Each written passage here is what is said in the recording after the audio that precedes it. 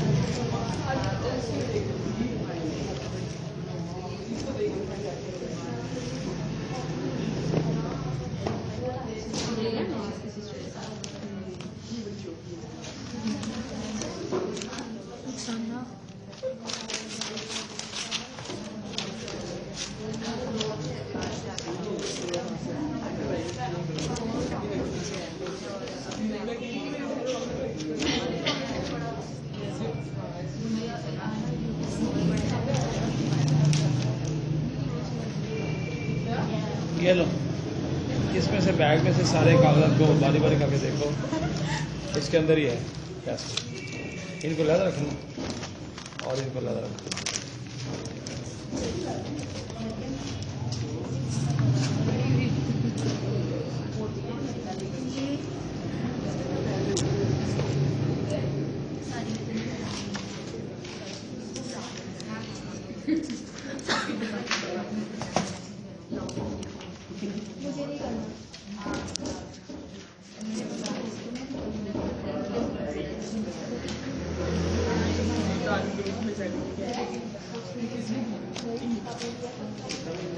लो भी जरा चेक करें कि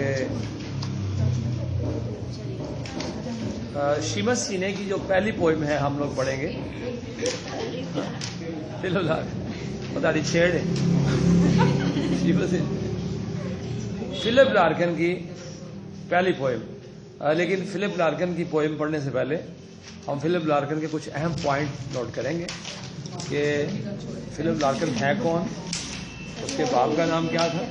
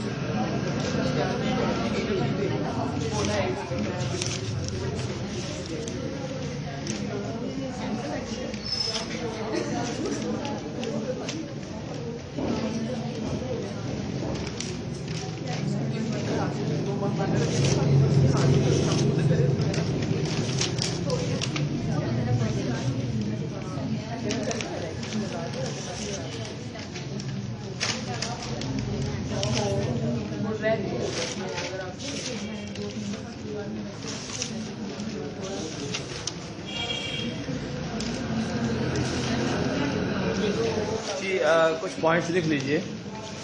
फिलिप लार्कन 1922 टू 1985 ये उसका पीरियड है। 1922 to 1985 1922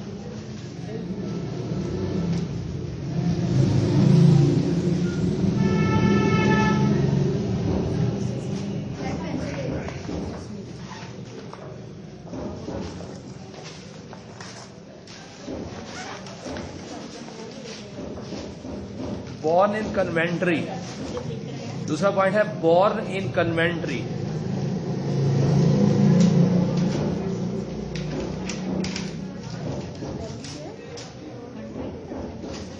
Conventry, CONVENTRY, conventry.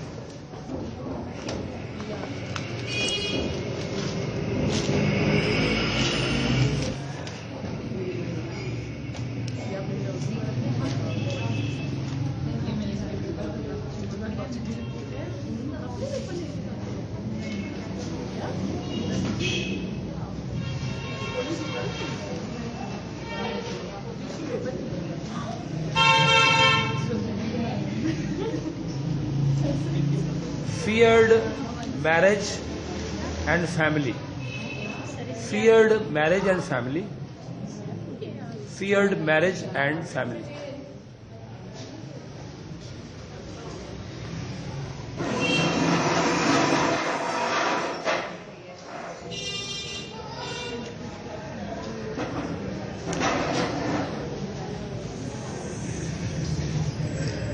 And never married.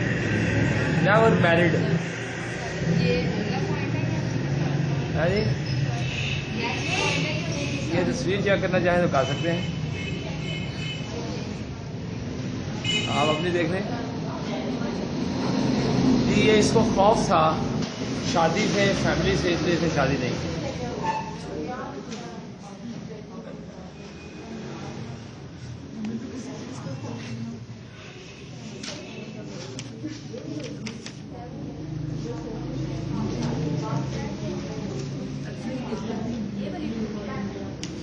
Death, December 1985.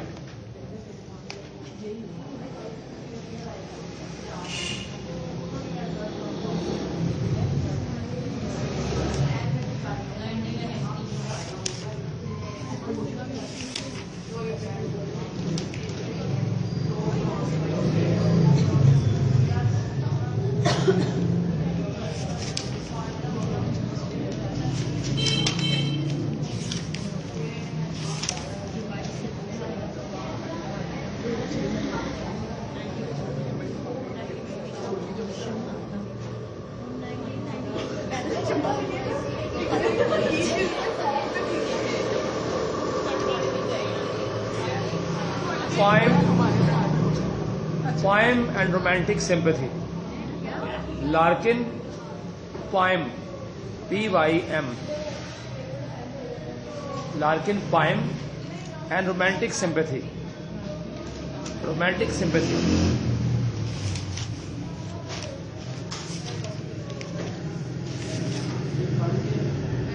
ये पोइट्री की एक किस्म है। Dedicated poet, dedicated poet.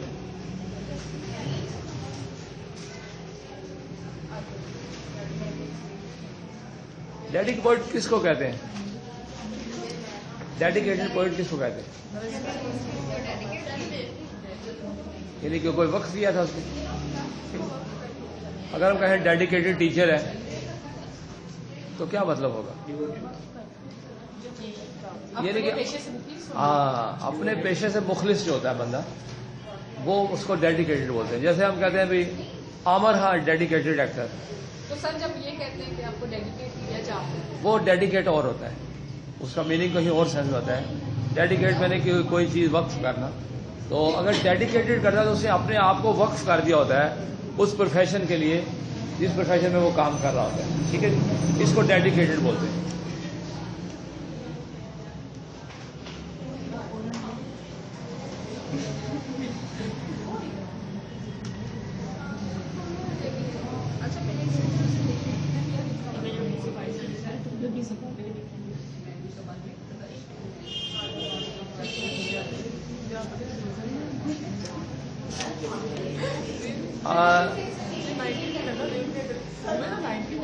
दूसरे की और 8वें की political incorrectness, the poet of political incorrectness, the poet of political incorrectness.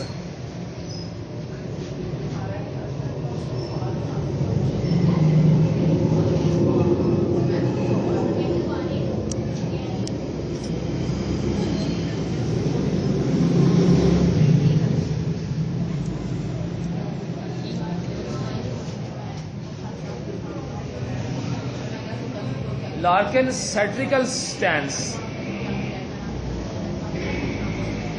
सैट्रिकल stance, satirical मैंने तंजिया, स्टैंस मैंने मिसाल, उसका मौकफ, स्टैंस, स्टांस, स्टांस आम लैंग्वेज में स्टांस बोलते हैं, stance, STANCE, satirical stance on the sexual culture revolution, on the sexual cultural revolution, cultural,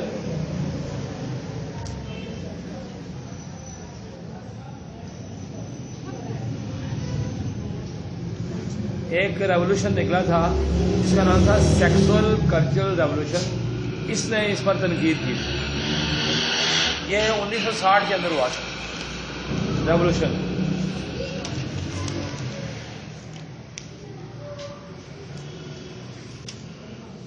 anti modernism, anti modernism,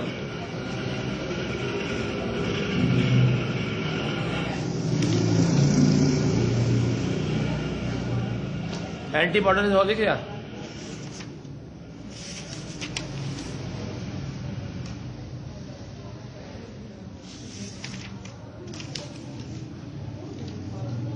patriotism, Larkin patriotism,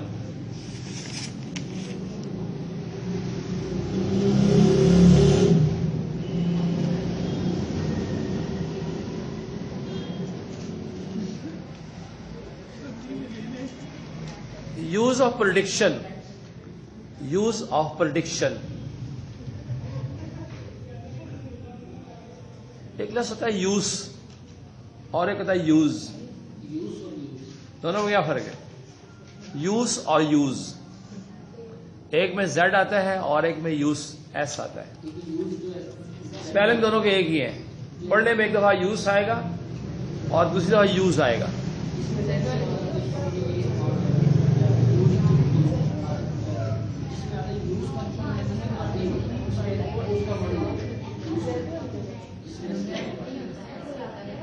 जी जब एज ए नाउन इस्तेमाल होगा तो यूज होगा, use, the use of prediction. लेकिन जब हम as a verb इस्तेमाल करेंगे तो भाई यूज होगा, he is using this thing. ठीक है, देखिए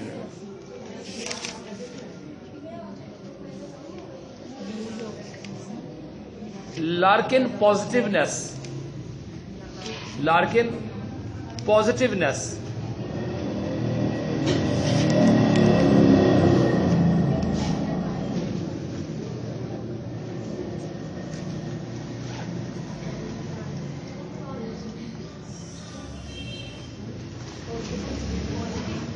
डाउन-हार्टेड मूड, डाउन-हार्टेड मूड,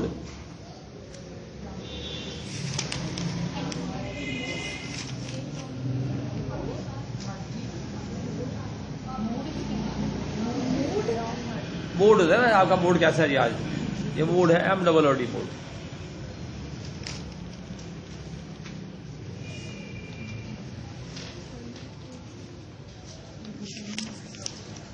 काफी है या कुछ और लिखा? ठीक है, आप पकड़े याद कर, थोड़ा सा आइडिया होना चाहिए कि शायर क्या है। जी हम पहली पोएम पढ़ेंगे मिस्टर ब्लीने, बस चर्च गोइंग पहली है लेकिन वो जरा लंबी है, इसको बाद में पढ़ेंगे। इसमें हम मिस्टर ब्लीने पहली पोएम पढ़ेंगे।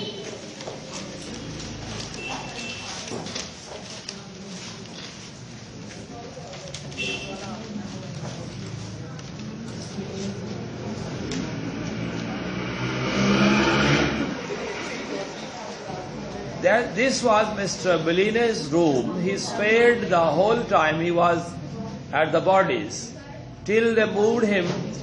Flowered curtains, thin and frayed, fall to within 5 inches of sill, whose windows shows a strip of building land. Tusky littered Mr. Bellini's took. My bit of garden properly in hand, but a bright, sure 60-watt bulb, no hook. Behind the door, no room for books or bags. I'll take it so it happens that at night, when Mr. Bellini lay and stuck my fags on the same saucer souvenir and try, stuffing my ears with cotton wool to down the jobbering set to egg her on the pie.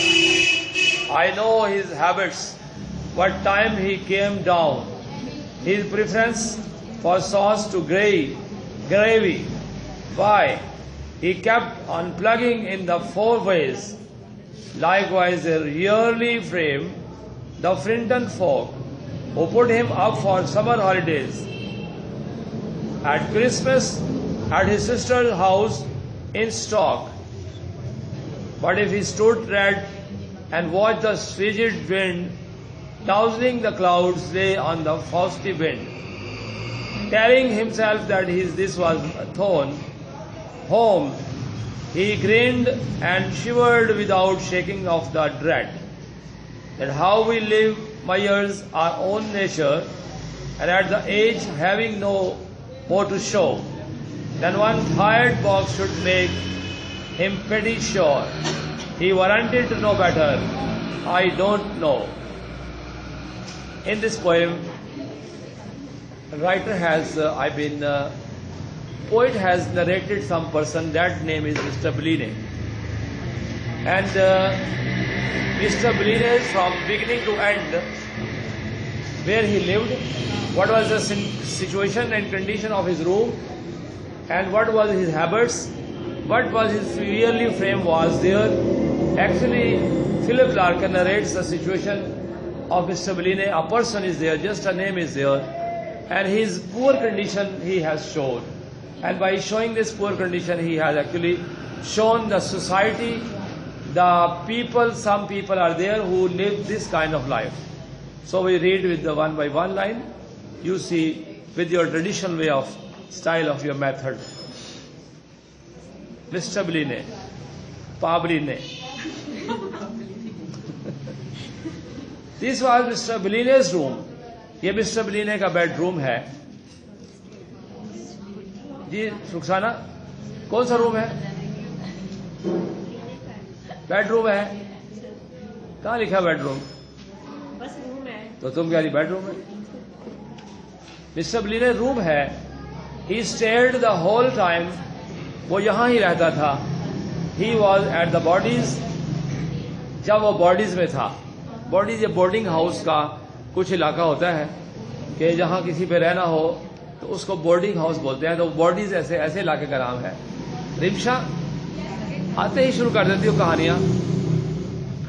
थोड़ी देर सांस लेने दो क्या करो उनको। देखो कहानी बड़ी है, नहीं पता की करिए। जब वो बॉडी में रहता था तो वो इधर रहता था इस कमरे में। बॉडी से मुराद है कुछ किराए के कमरे, एक अलग इलाका था। टिल दे मूव्ड हिम, फिर उन्होंने उसको मूव कर दिया। मिस्टर Bellini पहले बॉडीज में रहता था, फिर उन्होंने उसको वहां से निकाल दिया और वो इस रूम के अंदर आ गया जो उसने किराए पे लिया है। कहाँ लिया पे? किराए पे नहीं लिया तो प्यो का कमरा। बॉडीज में रहता था, यानी कि कोई सरकारी रिहाइश थी, पहले वहां रहता था, उन्होंने उसको धक्का दे दिया, फिर अब वो इस रूम के अंदर आ गया। तो ये रूम उसने किराए पे लिया है। अच्छा ठीक है चलो जी। दे मूव्ड हिम, उसको उन्होंने मूव कर दिया। फ्लावर्ड कर्टन, पर्दों वाले फूल। चलो शुक्र है कोई जाग दे मेरे। फूलों वाले पर्दे के पर्दों वाले फूल। खदीजा उसको दिखा दो थोड़ा, तो कोई बात नहीं, ले लेना पैसे। देख रही? अच्छा जी, छोटी क्लास में होता था कि दुआत लेकर आते थे। दुआत तो थी, इंक पोट होती थी, उसमें से किसी के पास इंक पोट अपनी इंक पोट नहीं होती थी, वहां पर छोटी छोटी कलमें होती थी और डंक होते थे। डंक पे छोटी सी एक निब लगी होती थी।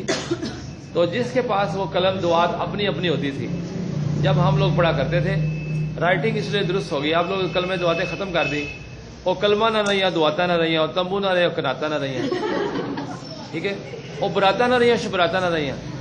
तो ये एक नज़म है। लहदा तो वो ये कहना चाहता है कि उस वक्त लगाते थे जिसके पास अपनी दवात नहीं होती थी तो वो दूसरे आदमी को कहता था, दूसरे बच्चे को कहता था कि मैंने टोबा लगा दे। तो वो कहता था अधी छुट्टी खुआएगा कुछ, फिर मैंने कहा ठीक है खुआ जाए। तो वो टोबा लगवा देते थे। तो आप भी कुछ टोबा लगवा रहे हैं, इनसे कहो कि थोड़ा सा बुक दे दो, मैं तुम्हारे लिए बिरयानी लाऊंगी किसी दिन।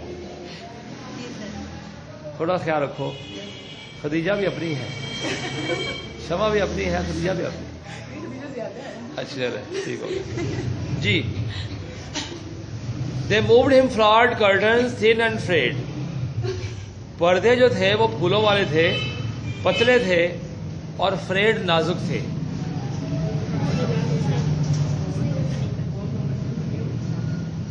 fall to within 5 inches of the sill। बस वो घिसे पिटे ही कह रहे हैं, पतले कह रहे हैं, घिसे पिटे थे।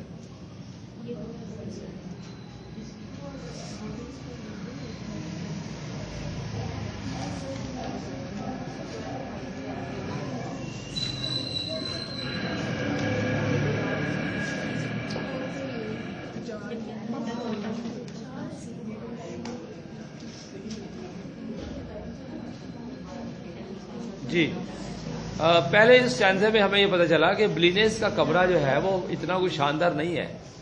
उसके अंदर एक आखिरी जो बात बताई उसने कि उसके जो पर्दे थे वो 5 इंच ऊपर थे, सिल से ऊपर थे। सिल जो होती है ना, दहलीज होती है, दहलीज से 5 इंच ऊपर थे, यानी वो कहीं से पकड़ पकड़ लगा दिए, उसके फिक्स उन्होंने पर्दे नहीं बनाए थे, फटे पुराने पर्दे। और फूल तो है ऑलरेडी बने होते हैं, तो ये पर्दे ऊपर थे। Whose windows show a strip of building land, जिसकी खिड़की से एक बिल्डिंग का लैंड टुकड़ा, स्ट्रिप यानी टुकड़ा, बिल्डिंग का टुकड़ा दिखाई देता था। स्ट्रिप ऑफ लैंड यानी वो कहना चाहता है कि अगर मिस्टर ब्लिने के कमरे से खिड़की में झांकें तो नीचे एक प्लाट खाली पड़ा था, उसको बोला उसने strip of building land. Building land अभी उस पर तामीर होनी थी लेकिन प्लाट खाली पड़ा था। कहां पर? विंडो से बाहर देखते थे। और वो टुस्की भरा हुआ था, लिटर्ड, और वो भी गंदगी से भरा हुआ था। टुस्की मैंने होता है गंदगी वगैरह, और लिटर्ड मैंने भरा हुआ।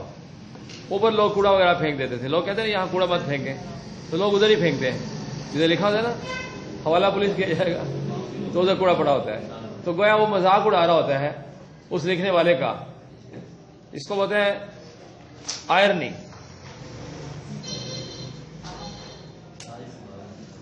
बिल्डिंग के साथ एक प्लाट था जो खाली पड़ा था, उस पर कूड़ा किरकट था, भरा हुआ था। Mister Bleaney took my bit of garden properly in hand.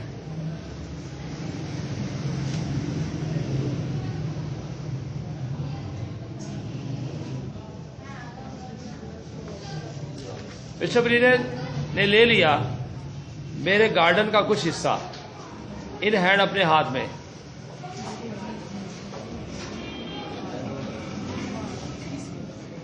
मतलब यह है कि जिस औरत ने उसको किराए पे दिया है, औरत ही किराए पे देने वाली, वो आगे से कराएगा।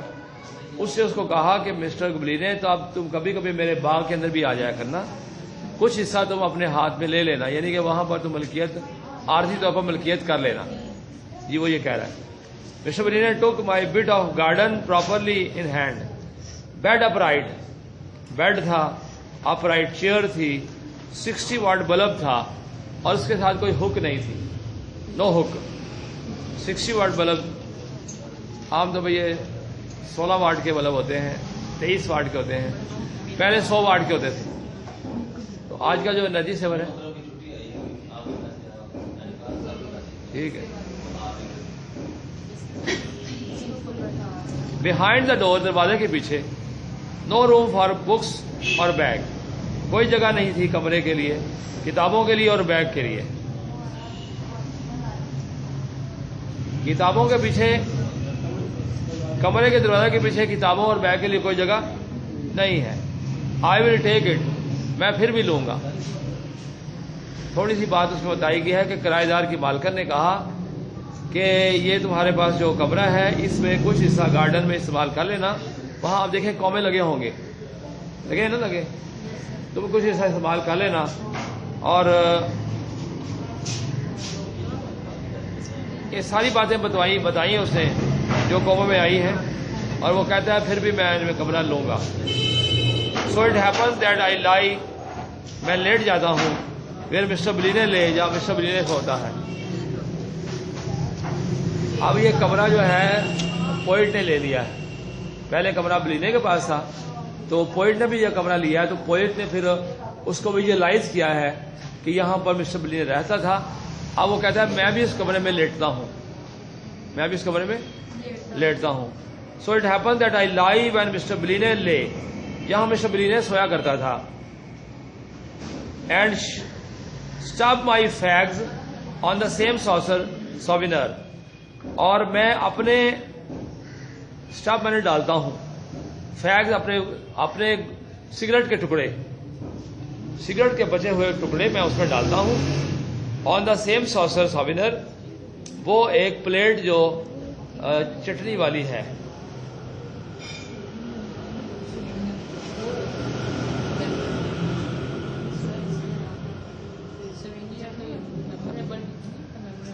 सोविनर मैंने मेमोरेबल है, किसी ने दिया था, किसी ने कोई यादगार दिया था प्लेट वगैरह, तो उसके अंदर वो कहता मैं डालता हूं सिगरेट।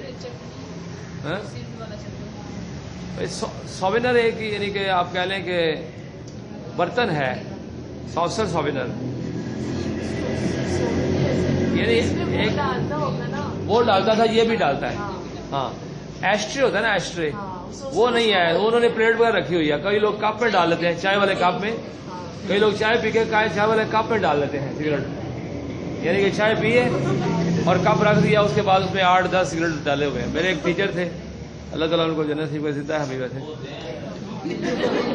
एडवांस बुकिंग कराई है क्या? प्रोफेसर नावक साहब, अल्लाह पाक उनको दे दे, उसे मैं 2 दिन मैंने पढ़े हैं, वो ऐसे किया करते थे।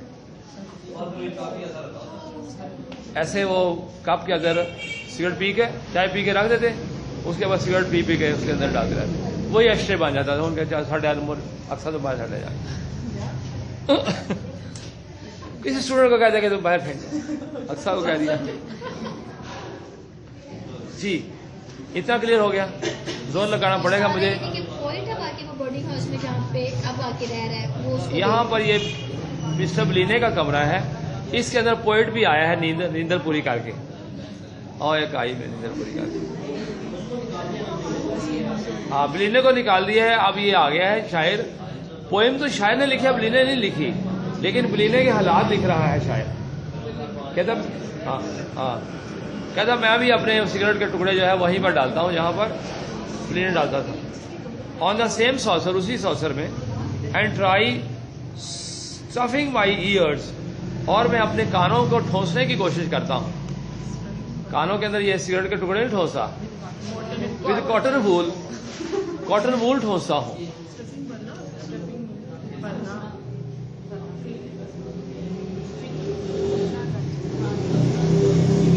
द जैबरिंग सेट, और वो डबोने के लिए, टू ड्राउन मैंने गुम करना, खत्म करना। आगे मैंने चलने था देखो, जैबरिंग सेट है, रेडियो सेट है।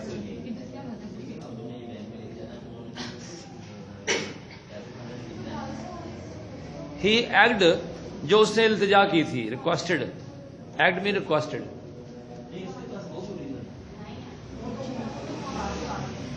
ऑन टू बाय, खरीदने की।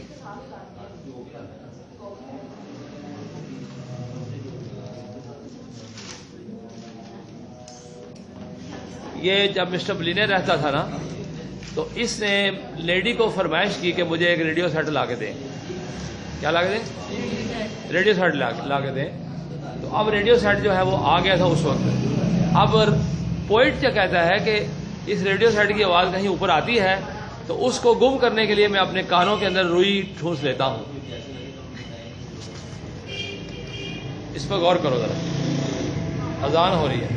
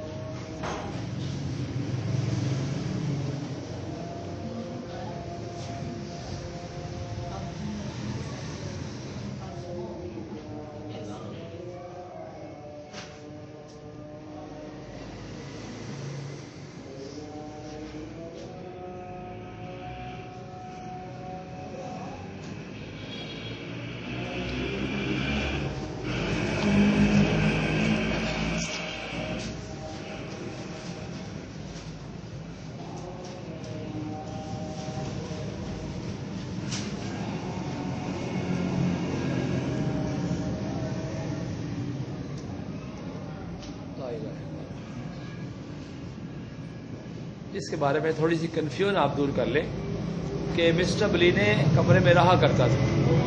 मिस्टर बलीने के बाद ये कमरा शायर ने ले लिया, या शायर ने ले लिया या शायर ने देखा या शायर कहीं आया, ले लिया तो क्या बताए।